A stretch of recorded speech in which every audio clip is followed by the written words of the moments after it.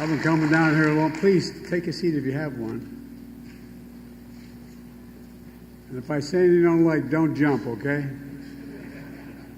Thank you all for being here. And Sterling, thank you for the introduction. The whole family. You know, it's good to be here with such good friends. I've spent a lot of my time working with, on, and around Amtrak and all its employees. But, you know, one of the reasons why it's worked so well here in Delaware is because of John Carney, Tommy Carper, and Chris Coons. And I mean that sincerely. We've had overwhelming support from the Delaware delegation. That's because we ride the train so damn much. Attorney General Kathy Jennings, who used to work with my son Bo, and Newcastle County Executive Matt Meyer, and my good friend and hell of an athlete, Mike Przicki, and Pete Buttigieg. Thanks for doing such a great job. Look, guys, we're announcing historic investment in America's railroads. I've been talking about this for a long time, I know, but finally we're getting it done. More than $16 billion, 16 with a B, billion dollars here in the Northeast Corridor. 25 different projects, all to build the Northeast Corridor from Boston to Washington. It's part of my agenda to invest in America, and I've been fighting for this for a long time. To invest in Americans, not just America. There's no better place to make this announcement than in my home state of Delaware. Here in Bear, the maintenance facility. And a few miles away, the Wilmington shops. Over 800 people keep trains in the entire Northeast Corridor working in good order. And it's not been easy because some are pretty old trains. Machinists, electricians, pipe fitters, facility workers, you know, coach cleaners, boilermakers, laborers, foremen. But they have one thing in common. They're all good-paying union jobs. Union jobs. Union jobs. I've been saying a long time, the middle class built America, but unions built the middle class. Unions built the middle class. For years in the Senate, as Vice President, I met with the workers in these shops and I made them a promise. I said I'd do all I could and all my power to fight to keep their jobs and to make our rail system better and to work on the Northeast Corridor. I told them I'd fight for them and with them, and they stuck with me. And that's just what I've done. When I became president, I made sure that the bipartisan infrastructure law, that's the law to rebuild our highways and bridges and rail and the whole all our infrastructure. By the way, it's a tight little law. It's about $1.2 billion, you know, with all everything said and done. The point is, how can you be the leading country in the world and have a second-rate infrastructure? Second-rate infrastructure. It's not possible. It includes the largest investment in passenger rail since Amtrak was created 50 years ago. $66 billion for world-class rail right here at home. And that includes the largest investment in the Northeast Corridor since the Pennsylvania Railroad laid down these tracks in 1850. A fully electrified trains on this corridor emit 83% less greenhouse gases, by the way, than driving your car. 72% less greenhouse gases than taking a plane. And folks, here in Delaware know that as Senator, I rode the train back and forth between Washington and Wilmington virtually every day for 36 years when I got elected, and then as vice president as well.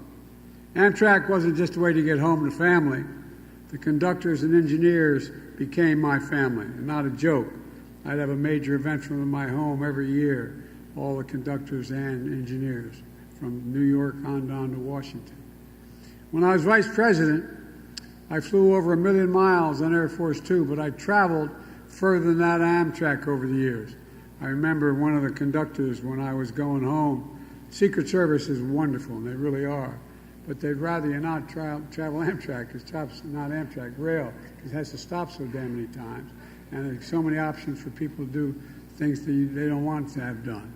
So, but I was coming home to see my mom, and I just, she was living with us at the time. My dad had passed away. And I got in a train on a Friday, and I won't get him into complete trouble, just tell his first name. He was number 2 in seniority at the time, Angelo. And Nance came up to me as I walked in. He said, "Joey," and he grabbed my cheek. He said, "Joey, baby."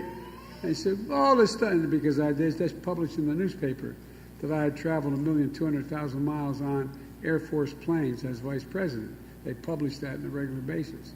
He said, I won't quote him exactly, but he said, "Big deal, Joey." And I said, "What's it mean, Ange?" He said, "Look," he said, "we just had the retirement dinner up in Newark." He said, "You know how many miles you traveled on Amtrak?" And I said, "No." He said, 1,000,000, I think it was 320,000 miles. And I said, "How'd you figure that?" He said, "Well, 118 days a year, almost 300 miles a day, 36 years, plus his wife," and he went on the whole deal. And I said, "I believe you, Ange. Let me get in the train, will you?" But the point is, Tommy and I particularly spend a lot of time on the train. So when I talk about how badly the Northeast Corridor needs upgrades, you don't need to tell me. I've lived it.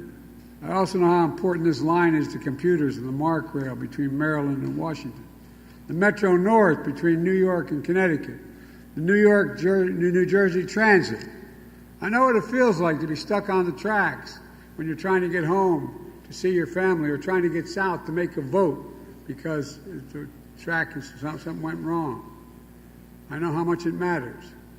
Over 2,200 trains run in this corridor every single day, serving 800,000 passengers. It's the busiest rail corridor in the United States and one of the busiest in the world. And you guys keep it moving. You guys keep it moving.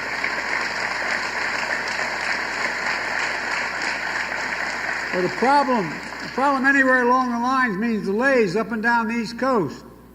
For commuters trying to get to work, for businesses trying to get their goods on the shelves, travelers trying to visit family. This region represents 20% of the gross domestic product of the entire United States of America. If this line were to shut down just one day, it would cost our economy, the American economy, $100 million a day. But this line has tunnels and bridges that are over 100 years old. I know because I've walked through 2 of them. Train stations that haven't seen a major upgrade for generations. Tracks in constant need of repair. Look, folks, it has real consequences. This outdated infrastructure leads to over 4,000 hours of delays each year on Amtrak. 4,000 hours a year. For example, the Hudson River Rail Tunnel, critical link in New York Penn State to New York Penn Station, the busiest train station in America, I might add. It opened for business 113 years ago, that tunnel. It's so badly damaged. Remember Superstorm Sandy? Well, it got badly damaged at that time, over 10 years ago. It still remains the remnants of seawater in the tunnel, eating away at the concrete, steel, and electrical components. In 2020, passengers saw over 12,000 minutes of delays getting through that tunnel. But last week, thanks to the leadership of Chuck Schumer, we broke ground to rebuild the Hudson River Tunnel. The new tunnel will add capacity to increase the speed, reduce delays, and the biggest rail line in the country. With today's announcement, we're committing $11 billion to this one project, that one project. It's critical to transforming the Northeast Corridor. People have been working on it for over a decade. Now we're finally getting it done. And that's not all. As everyone who's traveled through the Baltimore Tunnel knows, it's a major checkpoint, but it's also a major choke point for 9 million Amtrak and MARC rail passengers who pass through it each year. 1.4 miles, that's how long the stretch is, with a very tight curve, so trains have to slow down at 30 miles an hour to get through safely. On 99% of the weekdays, there's a delay somewhere near there. It's a consequence. I've traveled through that tunnel literally thousands of times. And trust me, I know. That tunnel is 150 years old. It was built 150 years ago. Ulysses S. Grant was president when it was built. The structure is deteriorating. And a lot of you know, a lot of the workers know, the roof of that tunnel is leaking. The floor is literally sinking. This is the United States of America, for God's sake. The United States of America. We know we're better than that. And now we're proving it. That's why we're fully replacing the entire Baltimore tunnel. We're not just changing it, we're replacing the whole tunnel. As part of the Invest in America workforce hubs, we're working with leaders in Baltimore along with the union officials and career and technical schools to train the local workforce to help build that new tunnel so we have the capacity. The new tunnel will be all electric and trains will travel through it at 110 miles an hour, not 30 miles an hour.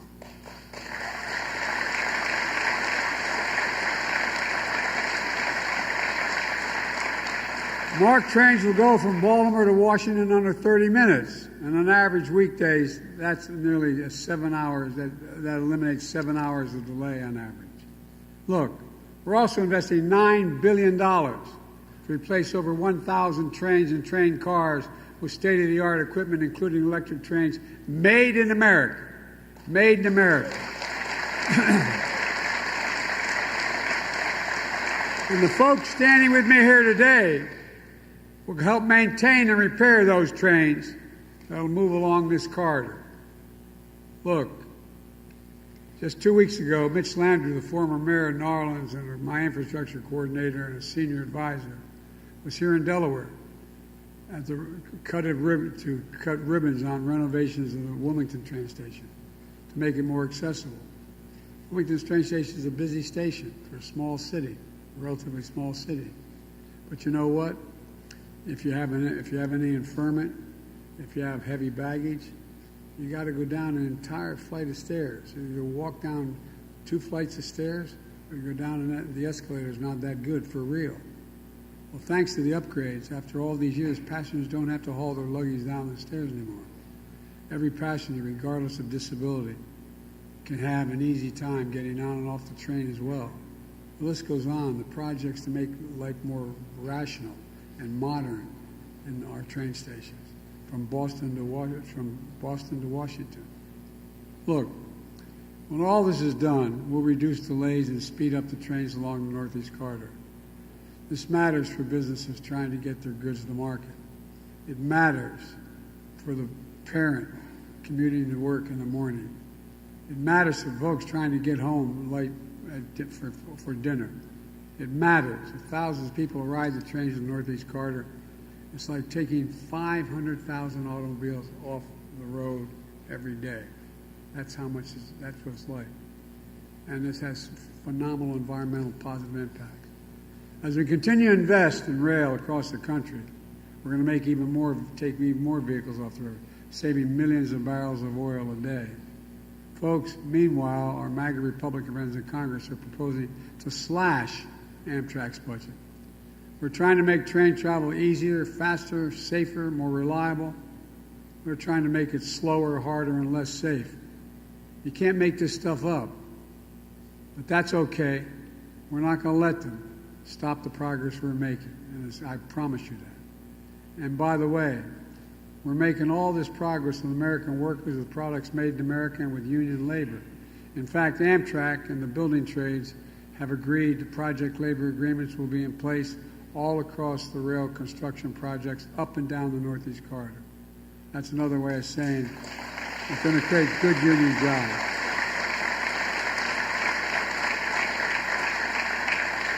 It's going to create over 100,000 of those good union jobs. And that's on top of the thousands of good union jobs running the trains and maintaining the safety system already. These are jobs for folks I thought about as I take that train home. You know the part, guys, you get outside of Baltimore, just before you get into Baltimore, you can look out the window and you're going through basically the neighborhood. And I always used to sit there, I mean it coming home, and look out and see people sitting at the kitchen tables. Literally, you could see them right along the track. And wondering, what are they thinking about? What's on their minds? The kids put to bed, questions asked, ordinary and profound. Will there be enough money left over at the end of the month after we pay all our bills? Just have a little bit of breathing room. We'll be able to look my child in the eye and say, it's going to be okay, we're going to do fine. Folks, too many people have been left behind in the past or treated like they're invisible. We're building an economy from the middle out and the bottom up, where no one's left behind. You know, my dad used to say, Joey, and I mean it sincerely, Joey, a job's about a lot more than a paycheck. It's about your dignity. It's about your dignity. It's about respect. It's about you being able to look your kid in the eye and say, honey, it's going to be okay, and mean it. That's what he'd say, and he meant it. That's what decent living's about. So let me close with this. Nearly a century ago, Franklin Roosevelt came up with the Rural Electrification Act that brought electricity to millions of Americans. Nearly 70 years ago, President Eisenhower launched the interstate highway system. The investment we're making today will be for our kids and grandkids what those historic programs were for previous generations, only bigger. And as a result, I truly believe this country is about to take off. Because for the first time in a long time, we're bringing pride back to cities and towns all across America that have been left behind. I can honestly say I've never been more optimistic about America's future. And folks, in my view, the president long after I'm president is going to have more to do. One of the things I convinced President Ladd when I was vice president, I convinced the president to do, provide money for high-speed rail. You know, you can go and get in a train in China and go 210 miles an hour. China. We could do it here in the United States on this Northeast corridor if we straightened out 3 big corridors. It would cost about $1 trillion. But we had the ability to do that for a rail from Florida to Mississippi and all kinds of places we can do it. But think about it. Why, in the United States of America, do we not have the best rail system in the world? So this is a big beginning, $61 billion. Take care of the Northeast corridor. But there's so much more we can do to better the environment, the quality of life, and make us more competitive. And you're the guys of this place who can just do it. So we just have to remember one thing, though. We sometimes forget. This is the United States of America. There's not a damn thing we can't do if we set our mind to it. Not one. Thank you all. And may God bless you all, and may God protect our troops. Thank you, thank you, thank you.